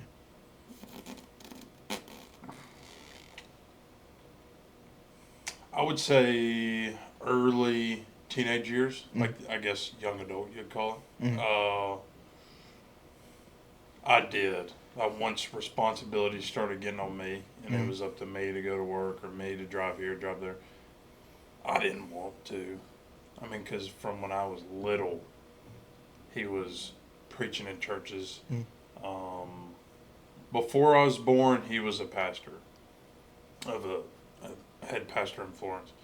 Stepped down from that, and then we lived in North Carolina, blah, blah. So my whole life, he was always preaching. But until recently, or several years ago in Florence, I found it hard. The hardest part for me was I worked every Sunday for 7 years. Wow. So I did three-year stint on day shift. So our lieutenant, who was over us on that specific shift, was actually a lead pastor as well. And so we had an hour every day to go use it for working out, wellness. But on Sundays, you could go to church instead and use that. So I'd go to Dad's church, and so you got the pastor's kid, you got the cop. Everybody wants to talk to the pastor kid. Everybody wants to talk to the cop. Man, it was hard because that's, you want to go to church with your family and all that stuff. I love that, but dude, we couldn't do it. And then on top of the sermons he's preaching, I've heard this my whole life. It was very hard. Yeah. I entered a season of life where it was like, I didn't run from it, but it was like, this ain't fun. You know what I mean?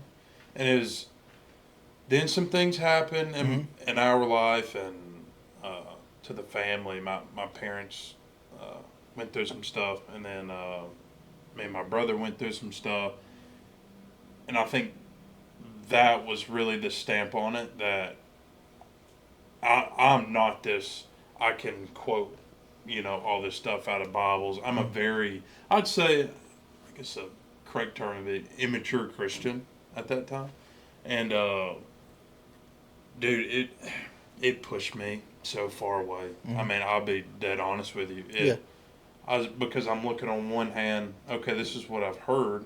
And I didn't stop going to church. We started going to church in the Highlands down the road, and Dad was all for it. He understood every bit of it. But it was nice because I went and nobody knew me. And I'll circle back to that. But then I got on night shift. Then I could go to church in normal clothes. Nobody knew me. And then later that night I had to go to work. But so that was a nice change. But dude, through those struggles, I found myself just running as far away as I can. And then, but I'm very mature, and I'm proud of my upbringing, and I think that really helped me come back. And my wife, oh my God, that lady is a saint. She keeps me honest without saying a word.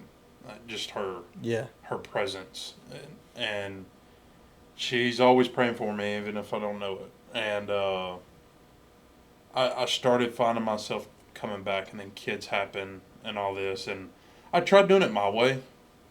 And we're all fixers, I think, and like, hey, I want to fix it, and then law enforcement. I mean, fix a problem, get it, get it out, and I started applying that knowledge to my walk with Christ, and it was an epic fail because I tried fixing it, and I'll be honest with you, dude. I felt so much peace about coming here.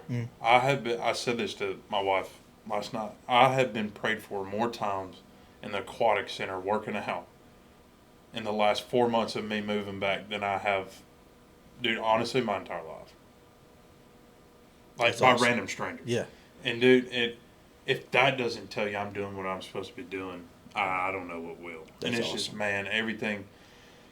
And just, so we go to church here. This is where we grew up going to church. Okay. We started going to Daystar when it was in Dodge City, and the youth group was in a little chapel building down the road in Dodge City. Yeah. And the converted Piggly Wiggly. yeah. So this is where we go to church. I love Jerry. And to speak on your podcast, I watch a podcast by Joby Martin, and he's a pastor in Florida. Yeah. He does podcasts. Dude, I'm telling you, those two people, Jerry and that podcast, have really challenged me. And we were making fun of an individual the other day about challenge. But challenges are good, and if you hear things, a pastor can get up there and say something. You can get up there and say something, or you on your podcast. But it's up to the person listening to have the heart posture to want to apply that, right? Yeah, absolutely. So I found myself, okay, I want to be an operator in Chick-fil-A. I just got out of law enforcement. The struggles that I'm dealing with there, the normal struggles of being a father in a marriage brings. And it finally just hit me. I was like, you know what? Just almost like what my friend told me being an operator. Just do it. You know, what's the worst? And I've been in some low places. And that can be another day. I don't have time for that here, but I've experienced rock bottom, the deepest rock bottom, and so I just kind of reminded myself of that. Let me just try it and go back to it.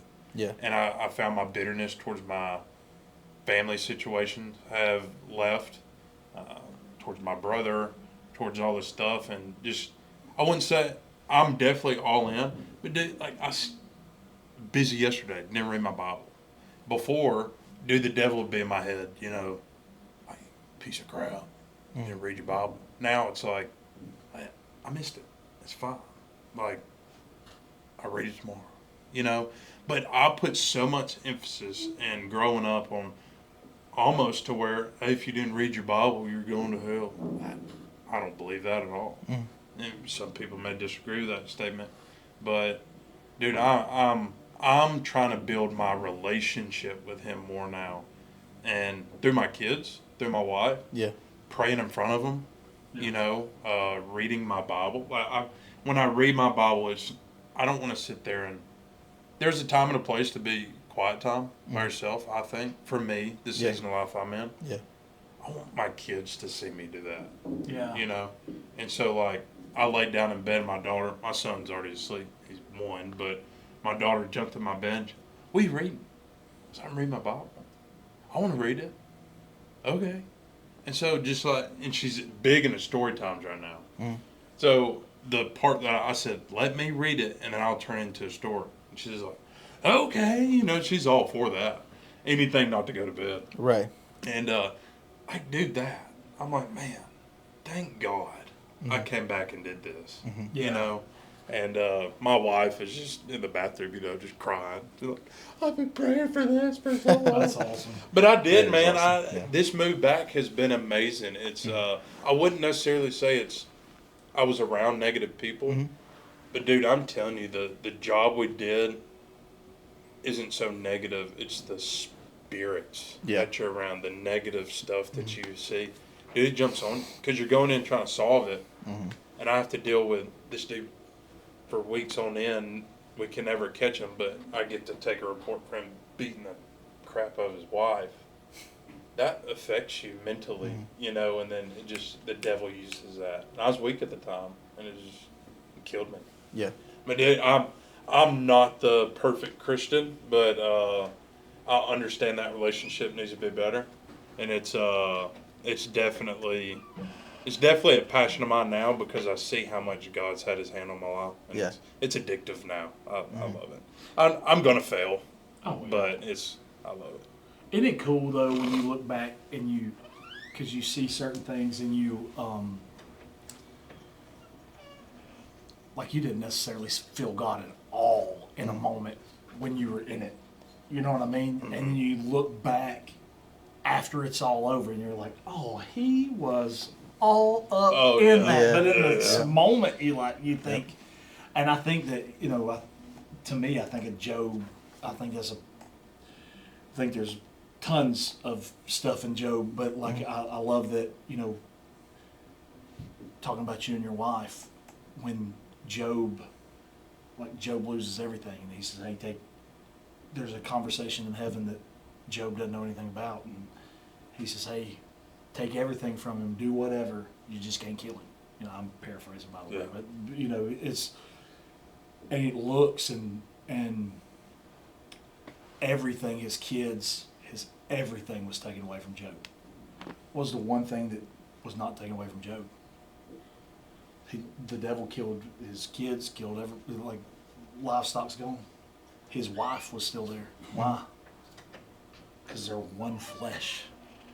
They're one in together, right? And so the devil can't, she's a part of Job, right? And so, it's pretty cool to see, and now that part of Job was telling him to curse God and die, but you look back, you look to the end and Job's sitting there and he's in this pile of ashes. And now I've heard it preached a certain way most of my life, and I think that it's kind of, I won't say wrong, but I think I look at it a little differently. But when he's asking questions to God and he's sitting in those ashes, and I've heard people say before that he's reminding God of the times that he had something to offer God. I don't think that was it at all. I could be dead, I could be dead wrong. I think he went and set in the offer in place and said, because he doesn't have to remind God. And he knows he doesn't have to remind God. You're talking about a man that had crazy faith. To sit there through what Job sat through and have what Job had happened to him, and to sit there and tell his wife when she says, why don't you just curse God and die? And he said, you're talking foolish, woman. To have somebody that is going through that, when he's sitting down, I think he sat there and went, I am all I can give you. I think it was more of a situation where, and I don't think he was asking those questions like we tell it all the time. I don't think he's asking those questions like, why are you doing this, God? I think he wanted to know. I'm not saying that. Right. But I think it was one of those things that I don't know why it's happening. I don't have anything to offer you, but I'm going to the spot where I have offered, not to remind you that I burnt the calf. Right. I don't have a calf to burn. Yeah. Here I am. I'm sitting here. I've got bulls from the top of my head to the bottom of my feet. I don't know what's going on, but I know who you are. And then the part with God where he's talking about, he answers the you've heard the pastor say he answered Job's questions with questions. And I think a lot of times we also look at that, and maybe it's the way we take it, who are you to question me? I think there was a lot more love in those answers that God gave him with those questions than what we necessarily did. I think it's one of those things. Were you there when I put the stars in the sky? That sounds pretty condescending, right? Yeah. But if I knew you were hurt, and obviously God loved Job, even if he didn't feel it in the moment, obviously we know who God is and we know God loved Job. Yeah. If I loved you and you were asking me something that maybe you didn't understand and you were looking at me and you were like, dude, Josh, why did you do that? Were you there when I put the stars in the sky? That's one way to say it. But if I was like, buddy, dude, were you there when I put the stars in the sky? When I told the ocean how far it could come? Like, were you there for all of that? Yeah. Like, that's a different conversation altogether, right? Like, Yeah. and I don't think that it was, and I don't know, I wasn't there. I don't know, but I do think that it was such a loving, Yeah. probably a back and forth there more than what we necessarily take it in the. I think sometimes it's hard to see the exact emotion in the text. Yeah. But then then God restores Job, and we know that, and you just look back, and even in the story of Job, where Job thinks that God has left him and forsaken him,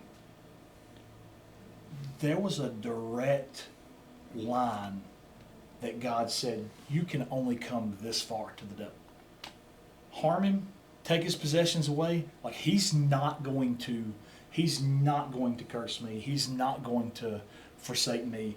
And I think, going back to what you were talking about, even in those moments where, for sure in my life and what you were talking about earlier, like, it's so cool to look back and see that you had God's protection on a situation where in the moment you didn't feel nothing. Yeah. You know what I mean? But I do think we even get to see what Job didn't get to see. We get to look back on our life and go, oh man, he was all in that. And dude, I didn't think he was anywhere around. Yeah. I just think that's so cool. Yeah. Sorry, I went on a tangent. No, that's good. Every bit of that, fantastic. I did get a little bit of kind of like a word for y'all while y'all have been talking for the last couple of minutes. So, James, one of my favorite books. There was this guy that he said that James didn't understand the Gospels. So, basically saying that one of the books in the Bible, in the New Testament, was condescending or counterproductive to the Gospels, because it talks about how faith without works is dead. But we don't preach or teach a faith-based or a works-based faith, right? Because that would put everything on us and nothing on Jesus. Right. And to that point, I would say every person in this world, including every pastor and every leader, needs Jesus just as much as everyone in the congregation and everyone outside of the church. We all need Jesus the same. We're all in the same boat. Yeah. We're all sinners, saved by grace, right? I'm not better than anybody. And as far as, a person with a soul, being a human being.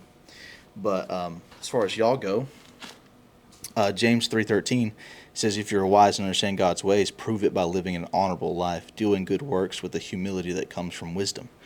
And I think you two model that greatly, not just at work. AJ Johnson, we used to do we'd go to Pasquale's on Thursdays before football games.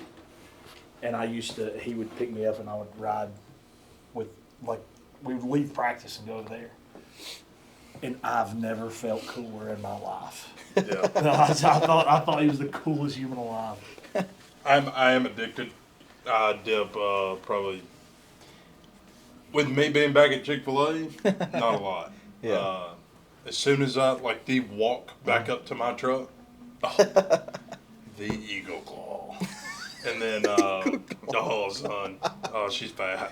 Yeah. And, when I talked to you about coming on the podcast, bro, it was there. I was like, oh, okay. Yeah.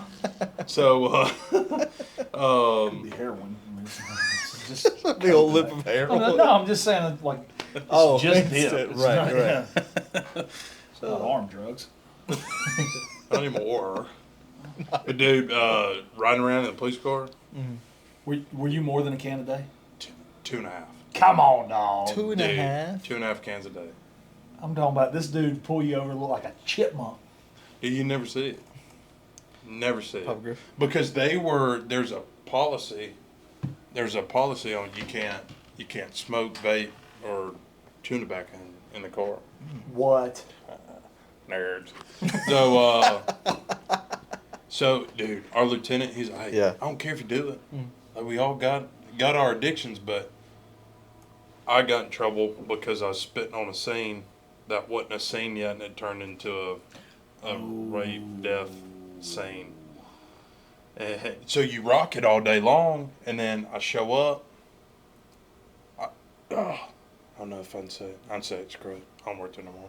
So I show up to a death scene, young lady, and she's probably 25, she's dead. All of them are usually natural causes, but at a young age, that should throw some red flags. So I'm sitting there looking, the person there was somebody there with her, a boyfriend, he said, and the way he said it. So that's how we were trained, was like the things you said. And he's like, so who were you to her? Oh, I'm her boyfriend. The way he said it, I was like, to me, it goes, I bet you're a stalker, because you're real, like you said that very like, she doesn't think you were her boyfriend, but you're telling me, very direct. He stands up off the couch, got a raging Cajun. And I said, red flag, red flag, red flag. And so I was spitting because it was a normal death. And I'm spitting outside and all this. And then we got to throw crime scene tape up. Lieutenant comes in and goes, that's your spit, boy? So I had to cut back then. So it was about 2 cans down, but not a half. Anyway, sorry. Go back to your serious stuff. I tried Zen one time, and I was driving for CRDN. Zens do hit different than normal. Yeah, my buddy who golfs all the time that I talked about earlier, he always just Is he a good golfer? playing around. Yeah, I think he's good. I've never played with him. What's his name? Blake. Don't know his last name. Lyle. Blake Lyle. It sounds like he could smoke it. Yeah.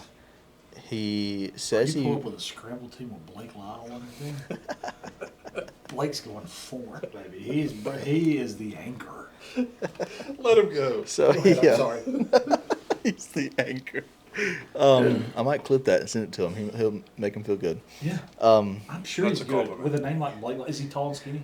no, Is he Oh, chubby? hey, big boy. he's my height, Okay. and I say similar build. I'd say far on the drive, dialed on the second shot in. You Yeah. want me right here? No. He is popping Zens all day. That's what he does. And on the way home from work, he sent me a Snapchat the other day, and he was drinking a tall boy, Miller Lite. And I was like, bro, what are you doing right now?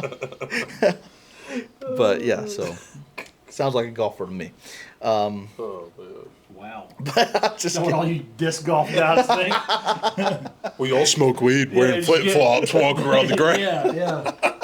She did, for sure. How about put another tie-dye shirt on and sling a frisbee around, dude? We do that all the time. I know you do, yeah. Wearing a beanie in the summertime playing disc golf. Hey, guess what? Oh, That freaking yoga you did before you got out there didn't help you at all. Freaking, oh my gosh. Go make fun of it. Are you kidding me? I done set him off. Oh, man. Anyway, so he always tried to get me to do Zens. Of course, he was joking. But one day I was driving. He was on the phone with our boss, who is also our friend.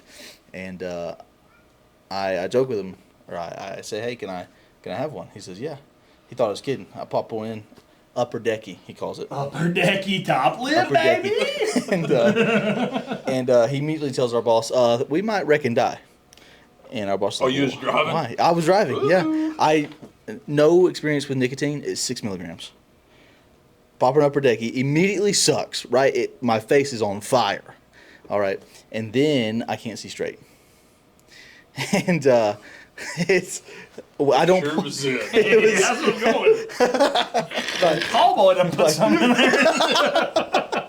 And I'm driving back to the shop. We're in the company vehicle, and we get back to the shop. I hop out of the truck, and door's over here, and I'm walking this way trying to get over here. Right, I'm stumbling trying to get to the door. That's how bad it was.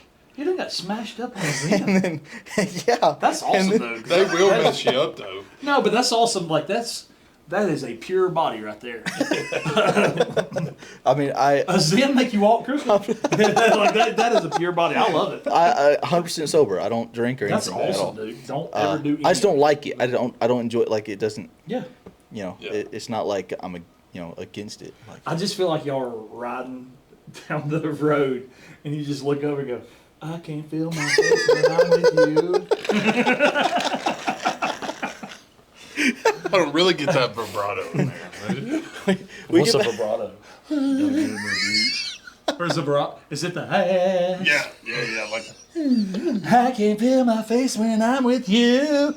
I don't think that. no. But I love it. There you go. I feel like I need to. But I love it. There it is. I can't feel my face when I'm with you. But I love it. We're That going should be viral on this one. That's gonna be the intro. That should right be there. your intro. That's what it's gonna be. That's gonna be awesome. Oh my gosh. Sorry. No, it's all good. You were being very sweet to us. so- we hijacked it again.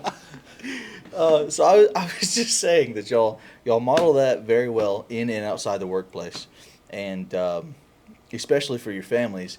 But beyond that, everybody at work, I can tell, looks up to y'all because they're always like picking at y'all and having a good time with y'all. And people don't do that with people they don't like. So just the way that y'all react to certain situations, especially high pressure situations, which we had today. By the way, I sucked a little bit today in drive-through. My fault. think we all It's okay, dude. He's just saying that because we're on camera. I'm just kidding. yeah, it's I'm just kidding. terrible. I'm just kidding. I'm just Keep kidding. bringing it out. I'm just Cut it.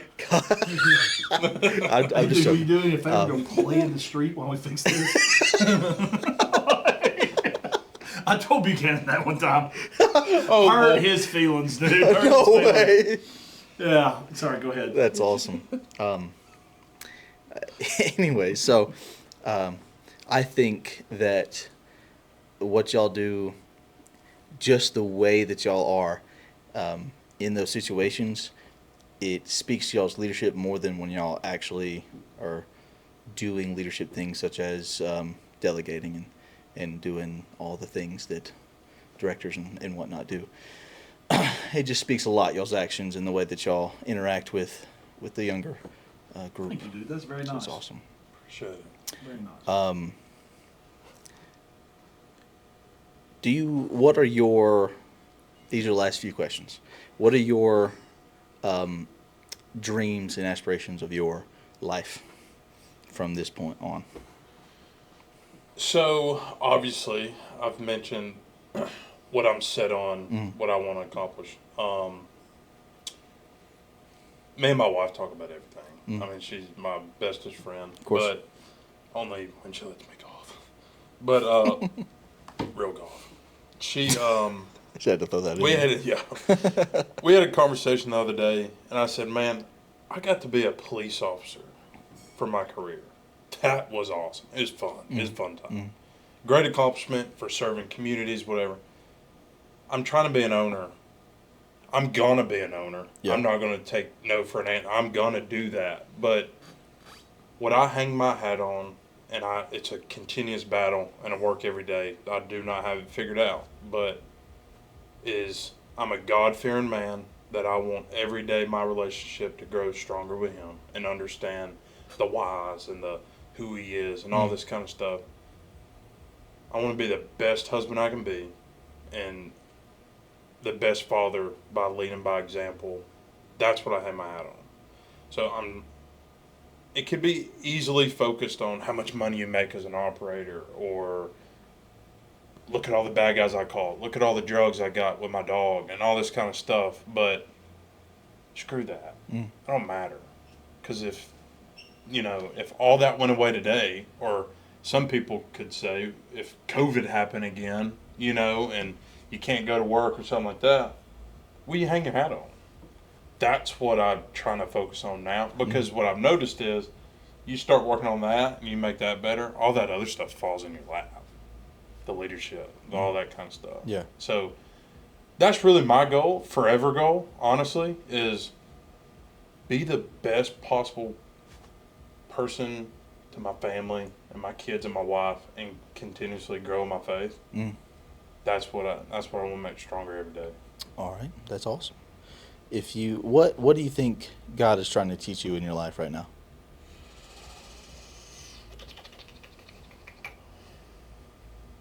At this very moment, just in this season of life, I think patience and I say trust.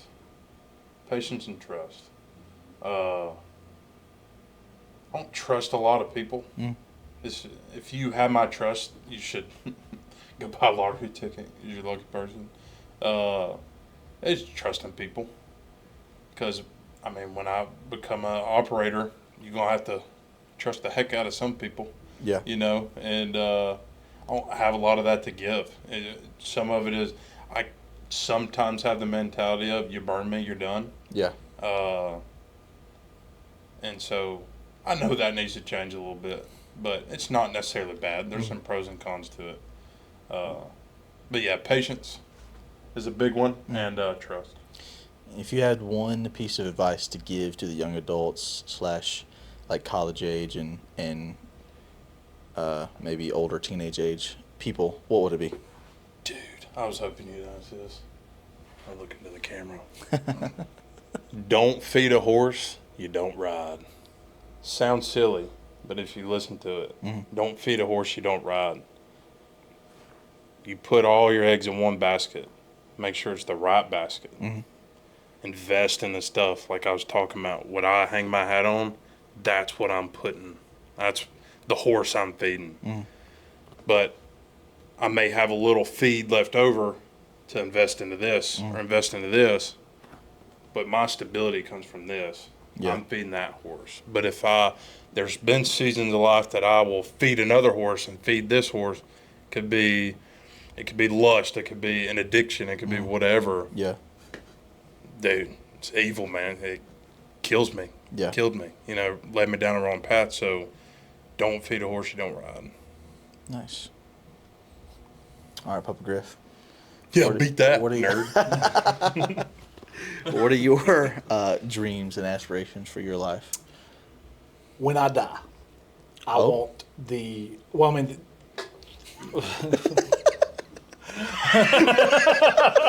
You took too long at the pause, man. It's the pause. The pause got you. when I die, I want the people that are around her that knew me to say that's a man who loved Jesus Christ and the people that he loved with every ounce he had. And I want the people that I love to know that. I want them to know that they're the ones that matter. Because of what we get to do for a living, we come in contact with a lot of people, and there's a lot of people that I love, and a lot of people that I have that I think a lot of. But then there's your group. There's your people.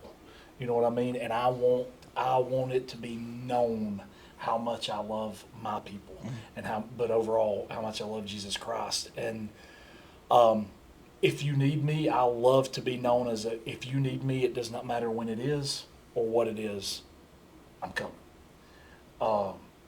I enjoy. I think that's a real big part of being a good man. I don't think that you can. I think you can be a good moral man, but I think it's impossible to be a good soul without Jesus Christ. Yeah. And I want to be a good soul and a good man. I want to be a good moral man too.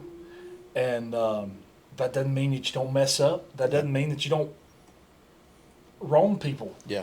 You know what I mean? But when you do, make it right. Yeah. And I want somebody that, if you, really everybody, but if I care about you, if I have a relationship with you, even if we get sideways, you can call me in the worst of the worst, We ain't going to bring up differences. We're not going to bring up anything else. I'm coming to help you.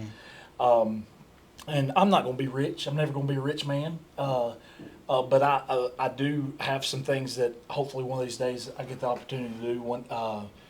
But I want to be known as a man that loved Jesus and loved his people and loved his neighbor. And I think I think that is the most ambitious thing that I could ever say.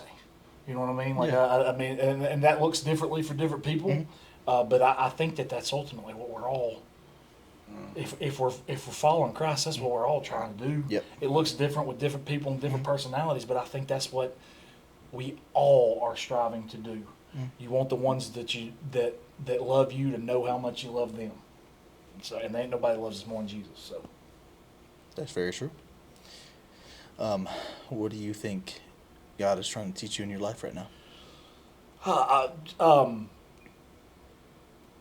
I'll take trust and even go further. I think on this side of heaven we will all struggle with trusting Him fully, and I think He's definitely working on that with me. And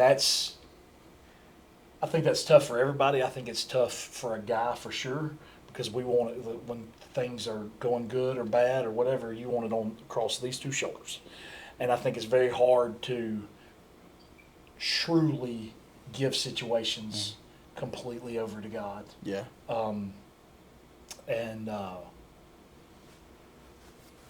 Like my mom's going through some stuff right now, and God has just absolutely answered the bell in every way, and it's been super cool to see. And it's, you know, I would be crazy. Like you pray for things, but then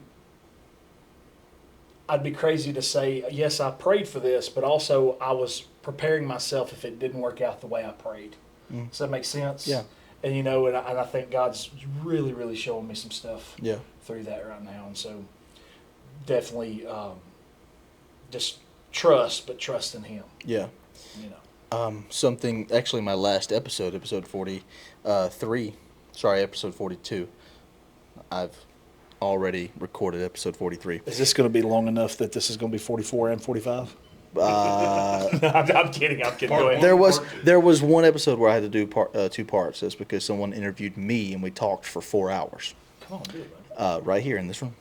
Anyway, so my last uploaded episode, I talked about what we expect from God.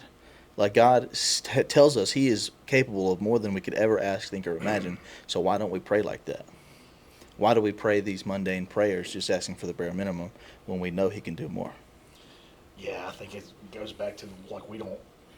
And when I say like the trust in God, I know when I pray a lot of times, I think of my shortcoming. It's not that I have a thought process of like God can't do it. It's more for me like, and it's such a non gospel way to think, but I think we do it. I know I do.